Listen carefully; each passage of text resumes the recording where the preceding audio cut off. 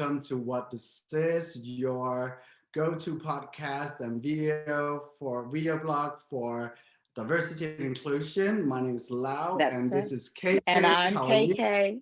And I'm KK. Good to see you, Lau. You are not in the UK anymore. You left us. Where are I'm you? Tell good. them. Yeah. I so the thing is, my sister was giving birth. It was I had to move out of the house. It was a good opportunity for me to escape the Mm, London lockdown for a little bit. And mm, yeah, so now I'm here in Copenhagen, um, getting used to the freezing cold. I forgot how cold it is nice. here during winter. I've been away for a few Is years it? and happily stayed out of February. So, but it's cold, yeah. So, Oh, that's too bad. Well, we miss you here, but at the same time, we couldn't see you. So it's kind of, I was like, yeah, go. I was like, yeah, yeah, man, don't spend your money here on these London prices. Why sit here when you can't even enjoy the city? So no, it totally made sense when you said you wanted to leave for a bit. yeah, As it's soon as we, good. as soon as we're not locked down, you got to come back. Oh yeah, I'm not done with London. I'm just here to catch up with family and friends, and yeah, thankfully, the Yeah, digital age enables us to continue this yeah, great yes, podcast and video blog. So absolutely, please, for absolutely. everyone who's listening, please remember to subscribe to our channel. We're trying to build up subscribers. We Yes. can get our own URL on YouTube, so Yeah, subscribe. yeah. I think Um, we need our first 100 on YouTube, 100 people on YouTube to get our own URL. I think we still need we still need 69 people, something like that. So we've only just started, and yeah, but we're getting a lot of people coming to see what it's about. So we now need people to subscribe to the channel and give us a thumbs up. Hell, give us a thumbs down. Give us some kind of engagement. The algorithm. anything, yeah. So Yeah, it's but yeah. it's interesting. I think it's an interesting journey. It's Hmm. we're also learning our ways in this. Yeah, So but yeah, I think the message is the same: trying to yeah. spread some good vibes about diversity, Oh inclusion, yeah. and Oh yeah. uh, expand the Yeah. horizon for ourselves and for everyone listening. Yeah. You know what? I had this amazing day, and I was talking to someone who's going to be on as a guest on another program that's launching on LinkedIn in about 10, 12 days or something like that, called Coffee with KK. And Mm, she's going to be an incredible guest. She's an incredible guest. And by the time this will be on Anchor, so it's going to be out to the world as a podcast. Finally, we're getting that out the door. So I was talking to her today. Her name is Veronica, and I was just talking about this whole mission. Our mission to just do our part in that corporate space. I think everybody should stay in their lane.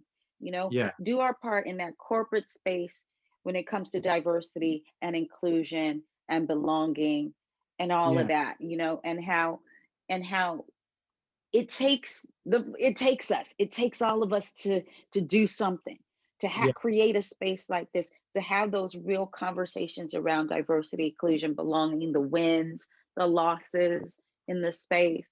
So I'm just like, it's just one of those days where I just feel so excited and so yeah. happy. So it's like, so happy to be here with you. Likewise, it's such a pleasure, and I think that it's true. There are different spaces we can talk about it. I've been listening into a lot of different conversations on different forums about Mm-hmm. diversity and inclusion, and there are so many different conversations going on, which is great. Yeah, But we talked about that. I think that our aim. We also met in the corporate, more on executive Yeah, coaching, with working with career yeah, transitioning. We just yeah, naturally involved in the business side of it, and I see yeah, that we can really drive change in this. We're already connected to it, and I would love to you know raise awareness about diversity and inclusion in the workspace, because it really creates better opportunity for people to thrive and be successful. yes, And that yeah, ultimately leads to people feeling more fulfilled, belonging, successful, hopefully well paid, and then can yeah, live good quality of life and this is Yeah. one of the benefits of driving this Yeah. agenda in the workspace. Absolutely. And the last time we were together, you brought up the McKinsey report, and we talked about the McKinsey report. And so there's that other side of, we've got the people side, but we've also got the business case for it, which you brought up. And if you guys or don't know what I'm talking about, or that you come back, please go back to that Yeah, episode. Is the first or the second episode when we were talking about that. And yeah. yeah, There's I a, agree. there's a link in the video on YouTube to the Oh, McKinsey report. that's right, to the I, McKinsey report. And that just shows you like there's a need for it. But I think that I think today what we kind of talked about, we want to really kind of help people understand a few things. We're gonna talk about what diversity is today. We're going to be talking about what unconscious bias is today. And then we're going to talk about, what's the third thing we said we're going to talk about? we're going to touch Inclusion on its own, as inclusion, right? they're usually always mentioned together, but they That's are really great, different things. So it'll be interesting right. They're very about different. that. They're different. People forget that sometimes, they Mm, talk about, oh, we want mm. DEI, we want a diversity inclusion. It just kind of stops at diversity often. They often, and I think that was the interesting Yeah, part yeah, on the McKinsey report as well, is that we did see this discrepancy between that there seems to be more and more company are being successful on the diversity space. But when the same people are asked about how inclusive do they feel these companies are, then we see a drop. So there is something there to talk about. We'll yeah, get back to that in a minute. But I think we should talk yeah. about So I diversity. want you to kick it off. Yeah. So Yeah, kick it the off. reason Kick it why off.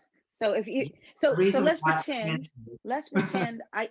I don't know about it. What'd you say? Uh, you are it and you know so Don't much, worry, and I'll it's edit. part of this conversation. But the reason why I wanted to mention this is because, it's interesting coming back. London is such a, melting pot of cultures and people from everywhere, and you just gotta get used to this diversity in everyday life. And of course, now I'm Yeah. back kind of on the outskirts of Europe. It's not as diverse anymore. It's a smaller city. It's really freezing Okay. cold, and it's very on the ends of the European continent in a way. And Yeah. that Right. that of course has just brought some attention to me on this diversity Mm, conversation, mm. which is why I really wanted us to elaborate a bit on what diversity really means, because Hmm. I'm seeing here, and this is of course just people taking. I'm acknowledging that diversity is on a different level of evolution each place, and we need to acknowledge That's that right. and and Absolutely. and still drive it forward and see an opportunity to educate, but they're not Yeah. all at the same place. And No. here there is a tendency that I've seen, that a lot of the diversity talks kind of stops at gender, and not gender Mm. identity, but simply becoming, I'm a little bit conscious that diversity and inclusion doesn't become the new buzzword for feminism, which maybe have been, you know, Mm. tainted as a bad word now, which I don't think it is. But, so that was why. So I'd love to, elaborate a little bit about what is diversity Get really. in there now. What is it? Tell us. I was going to say, pretend I don't know anything about Yeah, what diversity is. So start it off. Go for it. I think that the important part is that diversity is more than just, we can prioritize in 1, 2, 3, 4, 5. These are the 10 things for diversity. Diversity really is needs to be diverse across the board. Diversity means both Okay. sexual identity, it means gender, Uh-huh. it means racial background or ethnicity. It also means disability, for instance, are often forgotten in this Yeah. diversity talk. That's right. And I Hmm. think it's important that we acknowledge that they are all part of their diverse uh, agenda. Because if Yes. I've seen some articles where people, I even had one where there was, the author wrote, that, the two most important aspects of Hmm. diversity is, and then it was Hmm. the gender, the normal binary gender idea, Oh, and something okay. else. And I was like, we can't say diversity and then start by prioritizing two. We're kind of leaving all the other Right, groups out that thought they were part of this. right, right. You know, I got to interrupt. I got to interject here because that is so important. You know, it's it's when you, like you say, when you say, okay, group one and then group two and then group three, it's like you're missing the whole point. It's like this.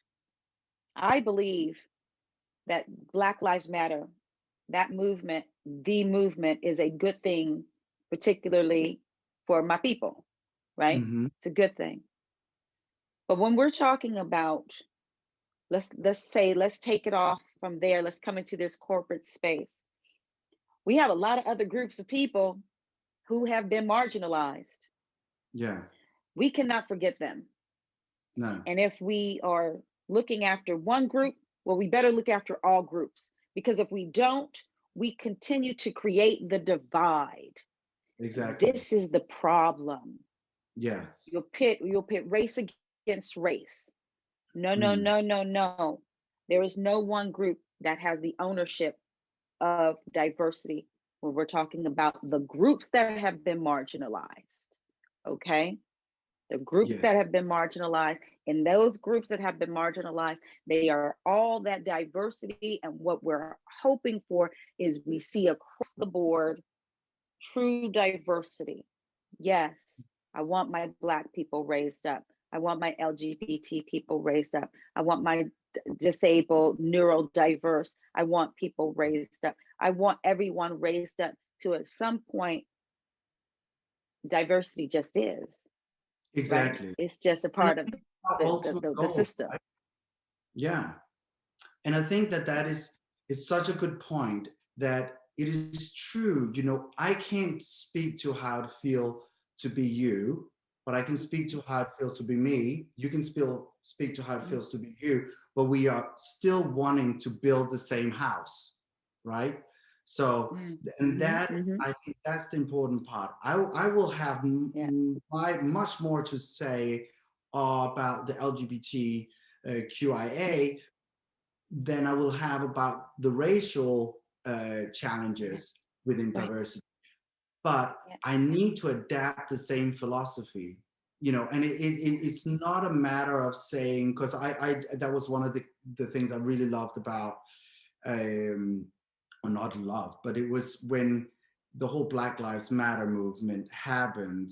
And as some people tried on the contrary to say, oh, well, all lives matter. Yes, but mm.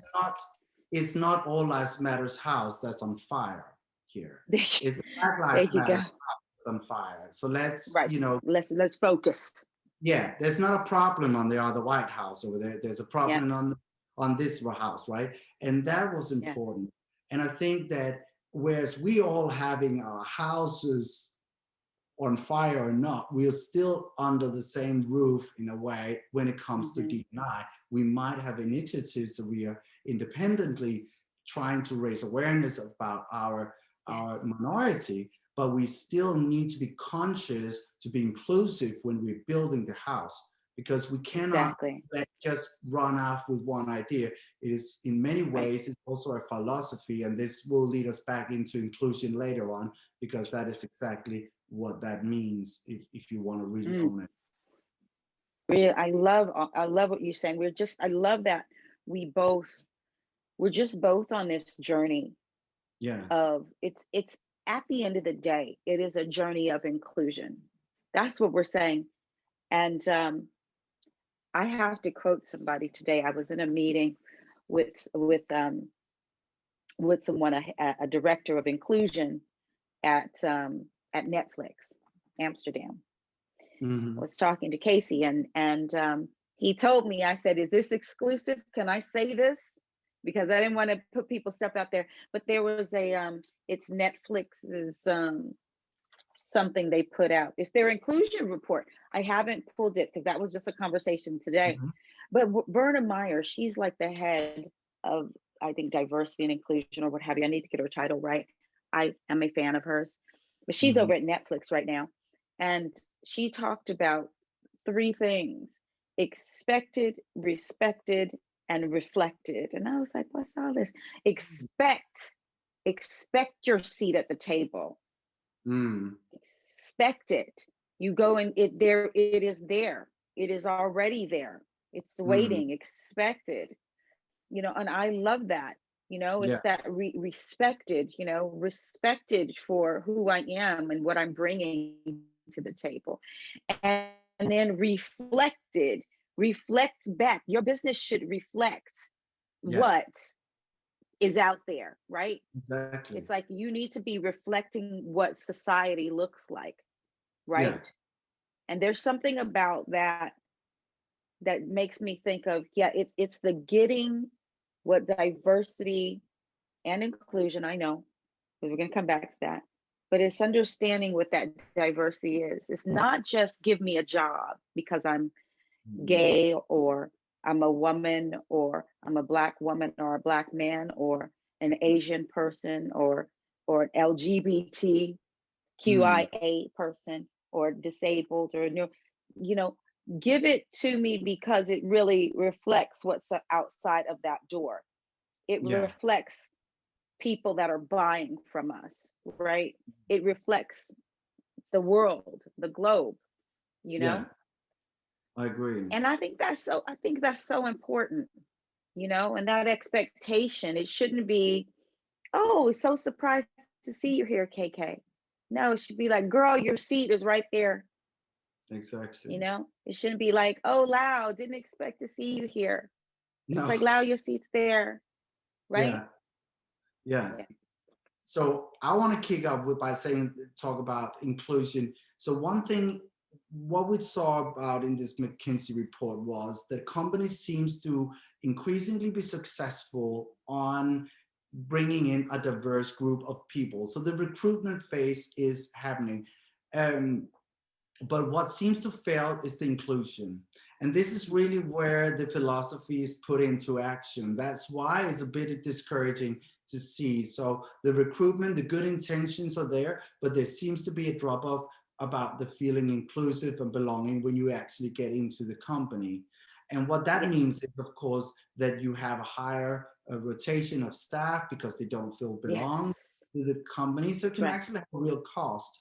And we talked in some of the previous episode about that there's not just from a humane perspective that of course your companies should reflect the outside world and your customers uh, um, as a natural ambition, but there's also the financial part of it.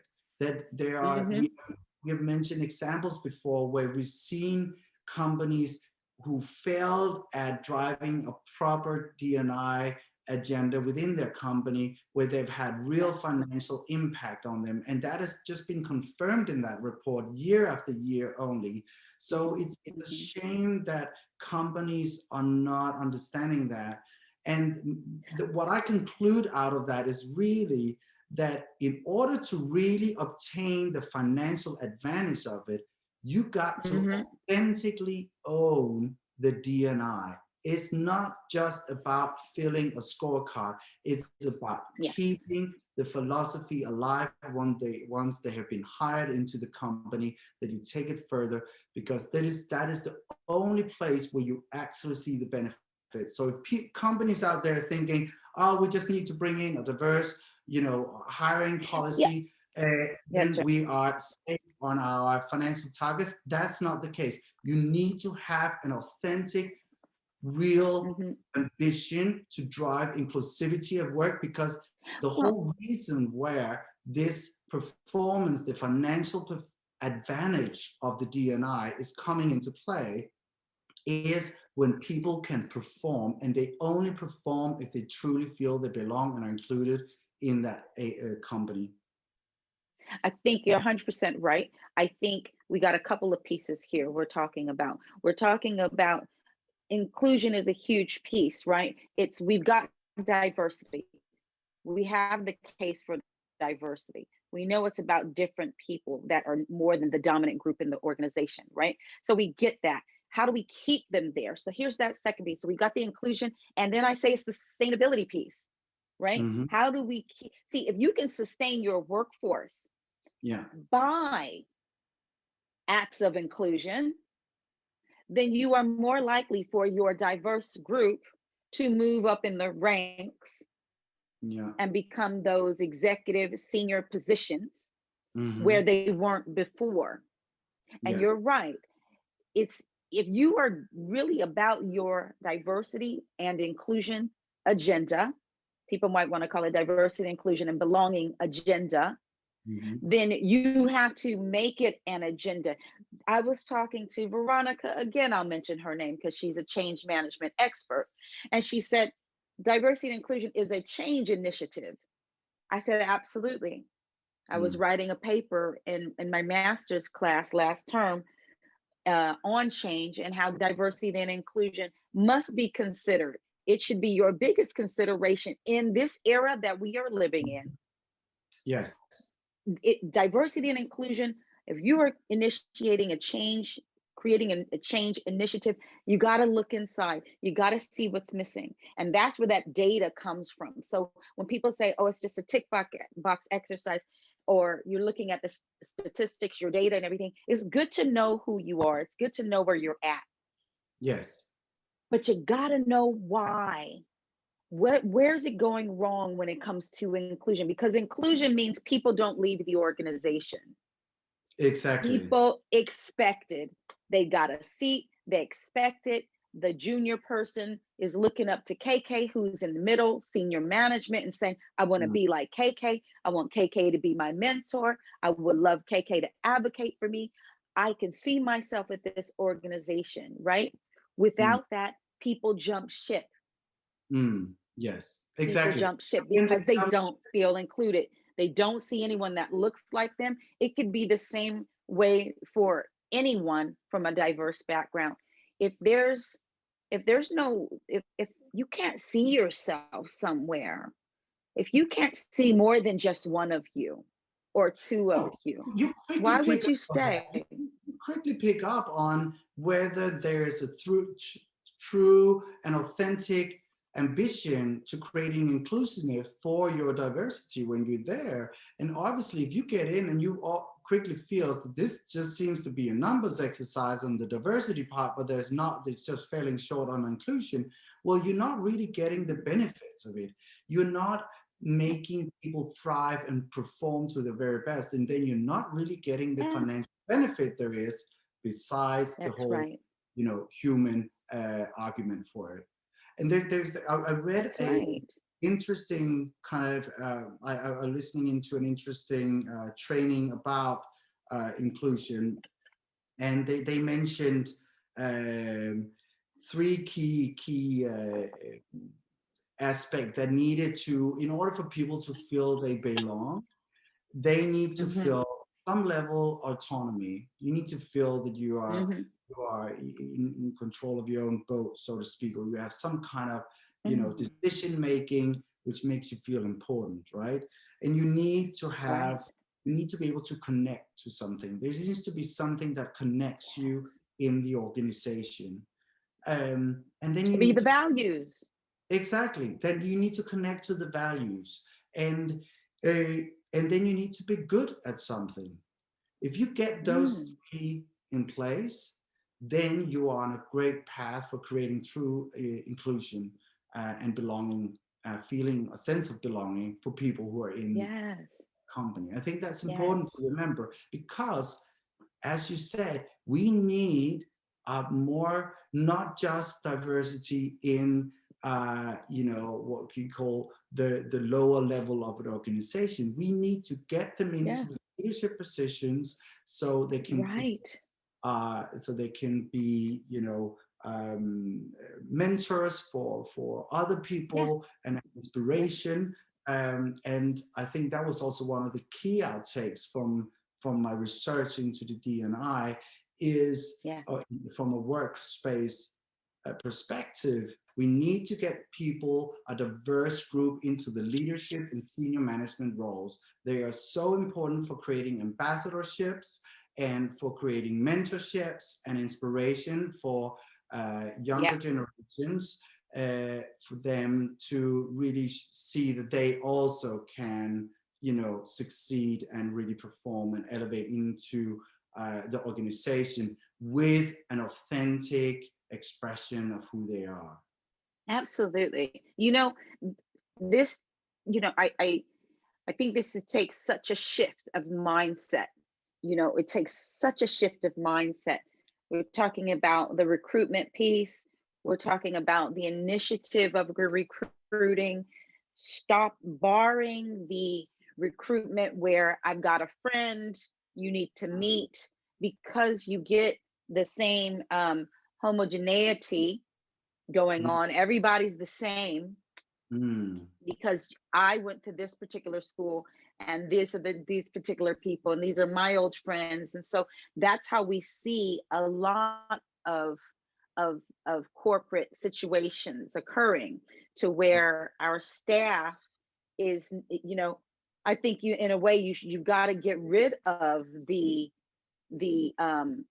we're going to give you a cut, we're going to give you a little bonus if you introduce us to someone that for this particular role. If we hire them, we're going to give you some money.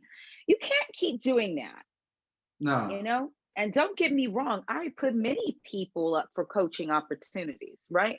Mm. It doesn't matter. It doesn't mean they're going to get the job, Yeah. right? It could go wrong in that it will create homogeneity, right? Mm. So the same look. I've seen organizations online who say they're diversity and inclusion, some type of specialist, but they don't have a Black person Mm. on board. They don't, right? They don't have, at your very least, can we have a little skin check here? But you know what I'm saying? So it's like, can we create balance here? Yeah. Right? I remember I was at a meeting, and they were trying to sell the idea of unconscious bias training. So I was brought into this meeting, and then they they called a program designer on Mm. board. And when she did the delivery of, oh, this is what we've been thinking about, this is one of our programs, the D&I programs that we've put together. And so I just want to show you what we can do. Yeah. They showed this this program. The slide deck opens, and we see the two people who would be facilitating a D&I program. They were two older white women. Yeah. And I'm not talking about maybe white, say Greek, or white from an Arab nation, right? We're not a white or skinned person. These were two English Mm. Yeah. white women. And I thought, this just looks so wrong. And you know what? Because I'm a coach, because I pay attention to body language and what the eyes are saying, the body, the movements, Mm. the discomfort in the two people looking at this was evident. And then at the end of it, they said, oh no, that's Mm. not for us. No. We want KK because KK delivers the way she delivers. And that's who we want as the unconscious bias trainer. I think that's a really important point. It can. Where's the inclusivity? Yes, exactly. And how can you, yes, we would say, okay, well, we want the best for the job and all this. Well, Don't even. talking about diversity and inclusion is not just academia, privileged backgrounds, or anything like that. We are talking about diversifying the workforce, Representation. walk Yes. that talk in a presentation as well. Because of course, if That's you want to why, have right. authenticity in that, then you need to also, there are just some people who are better at that agenda than others are, and diversity and inclusion Exactly. It is about bringing more of your personality into work and being able to be who you really are. So from that aspect alone, you cannot bring in the non-diverse group of people and ask them to present this, because the whole idea of this is to allow people to express themselves of their full personality at work. And you need people who have walked those That's shoes right. and understood that to do that. It is Yeah. just how it is.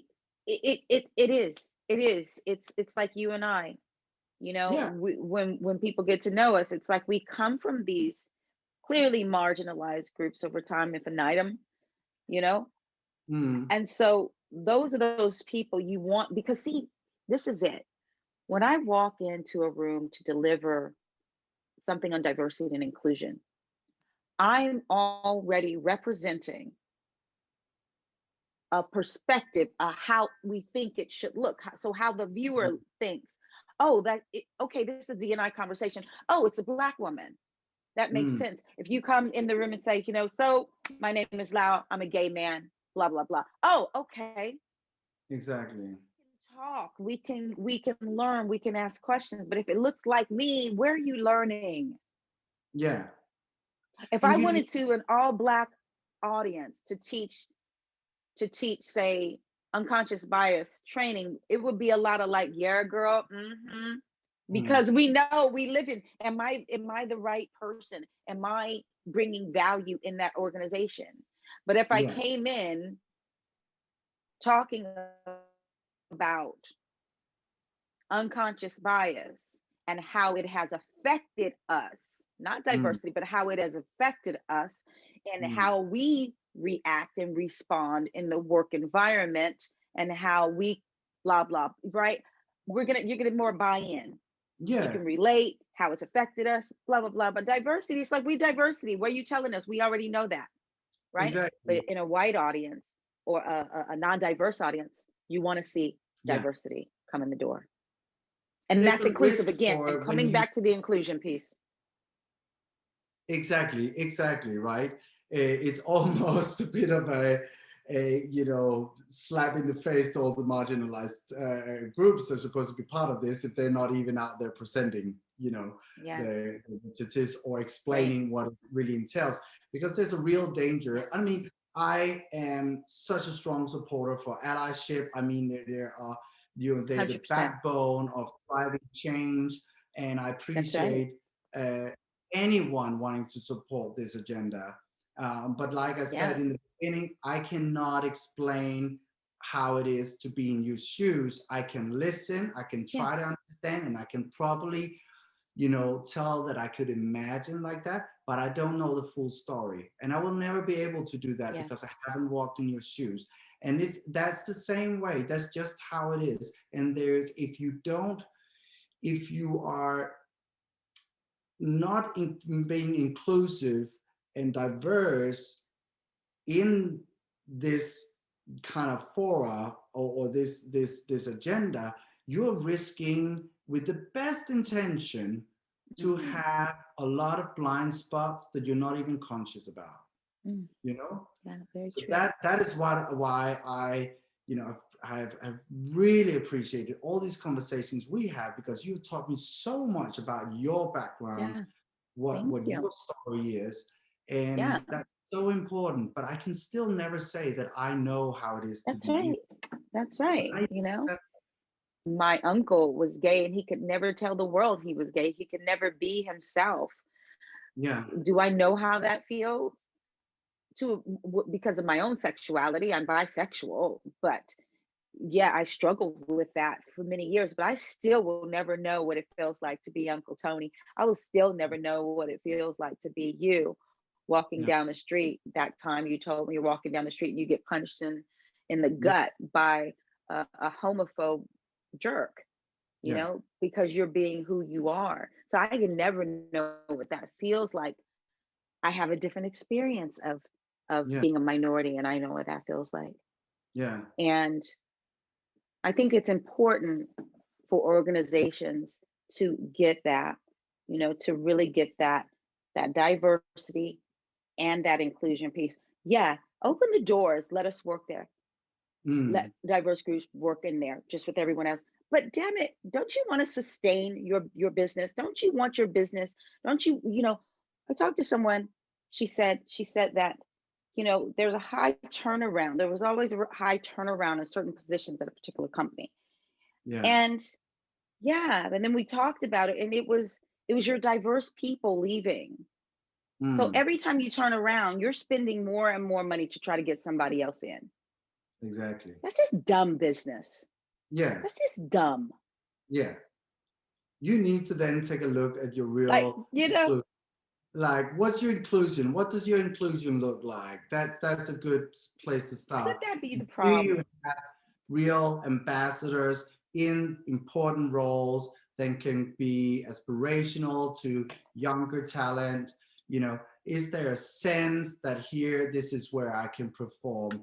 And if they haven't established that, they're not Mhm. going to stay. So this is why, and then they'd be wasting their money on trying to fulfill this kind of diverse agenda or ambition or It's just targets. it's how just a how does joke. how does a I mean, one of the things that I notice as well is important because I've noticed you mentioned this with saying uh, these referral. I think that's really interesting. The referral scheme, the whole, is a natural part that we as human feel comfortable or feel a comfort in someone who's alike. And I've been in companies where you know, almost the whole team were from the same university. They were simply plucked from there. Right. I've sat in a recruiting session where it was very obvious that my manager liked this candidate because this candidate had studied the exact same at the same university, right? So whether it's Right. race or but it is all, and it's exactly Education. what, yeah. And I think we need to check our We unconscious bias mm, in our recruitment phase. If we have these mhm, programs, it's so important that we have checks right. in that recruitment process to say, hey, am I being unconsciously biased here in my recruitment? Bias. And I want to talk to the audience about what unconscious bias is because I deliver these talks to organizations on it particularly. And I always like to tell the story, tell I talk about Freud because it's Freud where the unconscious, he first talked about the unconscious, right?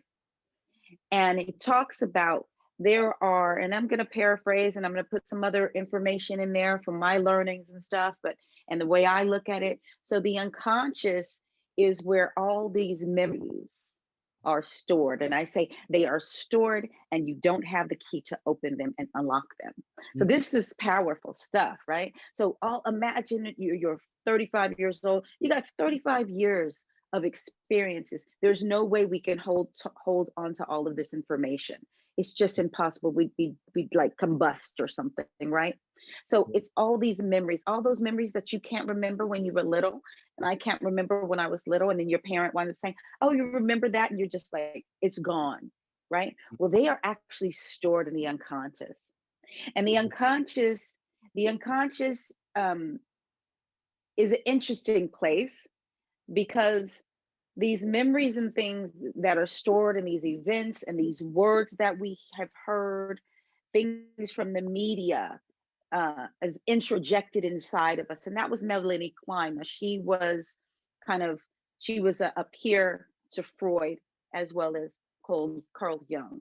So Melanie worked with the children. She was the first psychoanalyst of children, and she talked about introjection. And we introject all this data, this information from the external, also in our home life. So the external, out of ourselves, the external into us, mhm. right? Now, all this introjection. So when I think of that, I think, yeah, that's stuff we see on Twitter, that's stuff we see on Facebook, that's stuff we see on Instagram, on Snapchat, on TikTok, all of it, right? That's all the stuff on Telegraph, on Clubhouse, all of this stuff that people are feeding us, right? We can't hold all that memory. It's getting pushed down. It's put inside of us. We're buying into what's on the outside. We're buying into our grandparents' racist remarks. We're buying into our parents' homophobic remarks, right? This negative, all this stuff. Now, not only that, Lau, but they have feeling. They Mm, have it's their sensation. So mm, think of the child that doesn't have words yet, right? And they can only feel feelings. So if someone is looking at the TV, a 2-year-old, 2 years watching the same TV, and that person says something really horrible and racist or a homophobic remark, and they're pointing out, look at him or look at her, they're this, they're that. That baby is only picking up the sensation, doesn't understand the words yet, mm, right?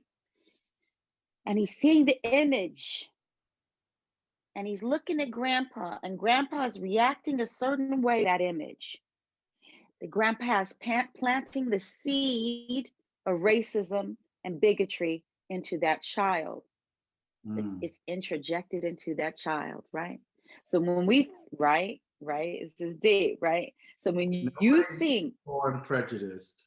nobody's born prejudiced, right? Mm, It's you turned into that by the external, by the people, the imagery, the media, all of that. Let's fast forward 35 years.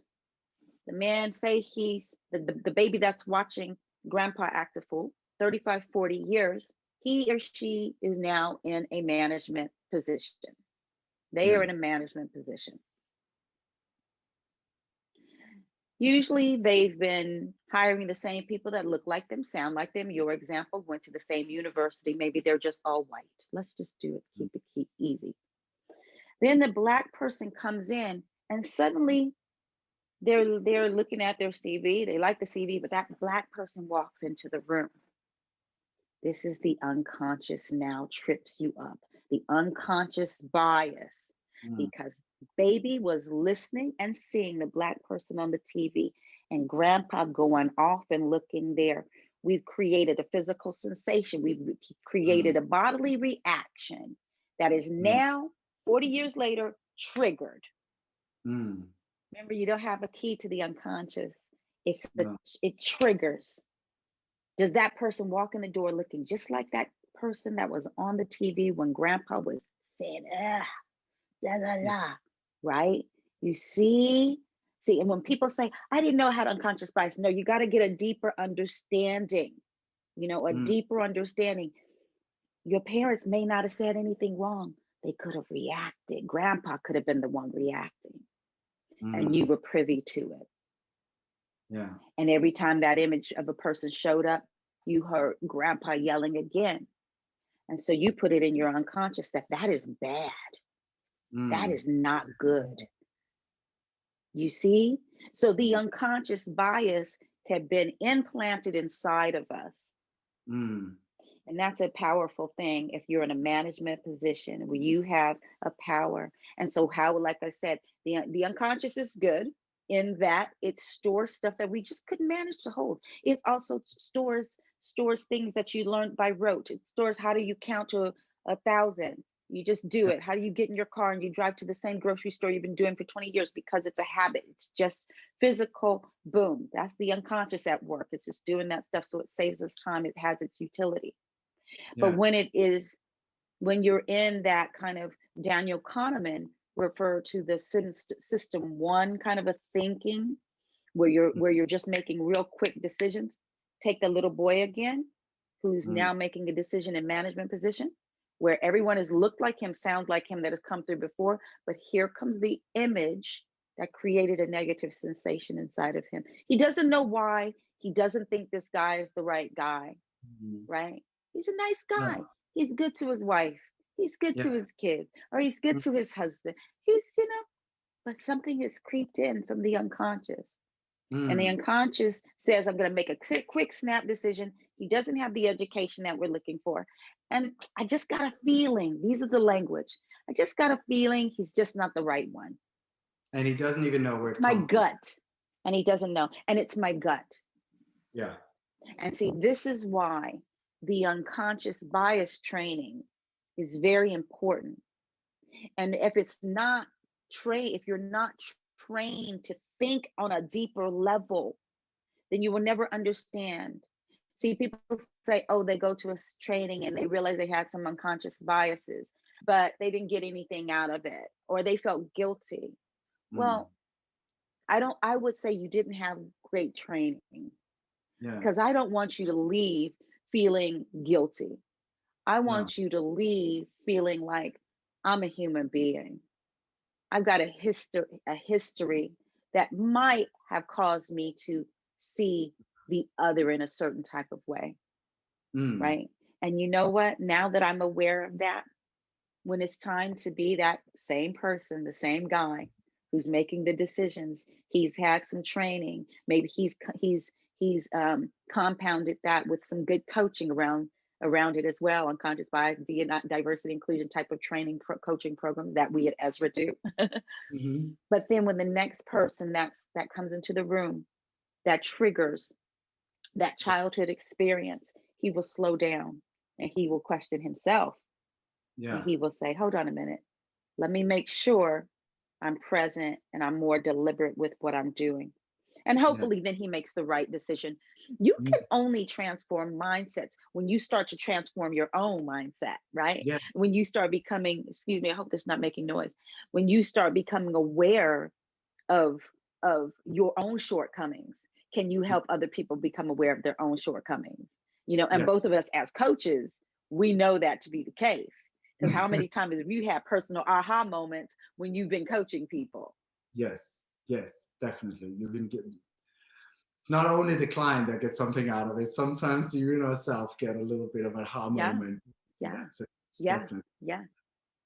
Can you say something if of a company that wants to really kind of check their unconscious bias? What would be some good tools that they could implement or in the recruitment phase? I think what it is, I think what we have to think about is in kind of the psychodynamic approach to coaching that I do, we're always thinking about the other, right? And I think it's about slowing down. And there's the system two kind of idea Daniel Kahneman talks about. It's the being deliberate, Mm. and I call it that being present and being deliberate in your choices.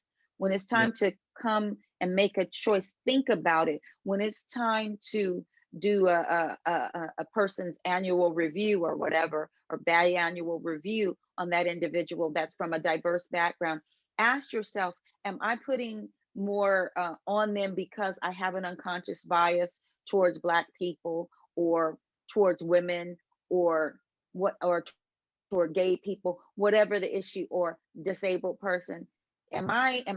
It's making sure you're present, checking your own thinking, Yeah. checking. You gotta check in. I think that's the first thing. You know me, I'm about that training. I'm Mm. about that unconscious bias training, but done on a very, I think, that kind of dynamic level. Let's go a little bit deeper than just talking about certain things about unconscious bias training. We do a little activity or something. No, let's Yeah. get deeper on this level. I Mm. also, I'm a big believer in coaching. I'm a big believer in coaching. If you want to sustain your workforce, if you Yeah. want to sustain your workforce, your diverse workforce, if you really want to see in 3 years, 5 years, depending on what level people are in, your diverse workforce move within your organization, you've got to create equity. Yeah. You've got to create equity. And at Ezra Coaching, that's what we do. We believe in coaching for everyone. To me, that is it. Because you might not have mentors that look like your diverse group. So No. sometimes people want a mentor that looks like them, sounds like them, or whatever. Well, you might not have that. You Yeah. might still be working on your non-diverse group in the diversity and inclusion piece, right? Because they would need that Yeah. diversity and inclusion to really examine that, explore that.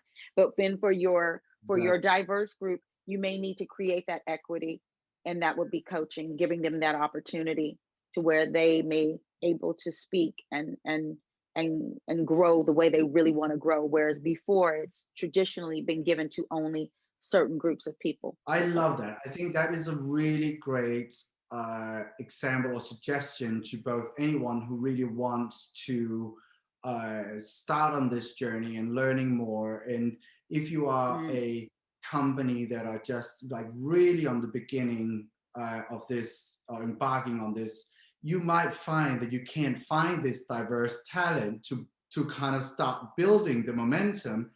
And exactly like you say, actually engaging with coaching, deliberately choosing diverse background coaches with diverse background could actually help kickstart this with an organization. yeah, I love that idea. absolutely. Yeah. Absolutely. That's what we're doing at Ezra for sure. Yeah. We are going to sign out. Absolutely loved our conversation as usual. There's so much work to be done in the DNI space.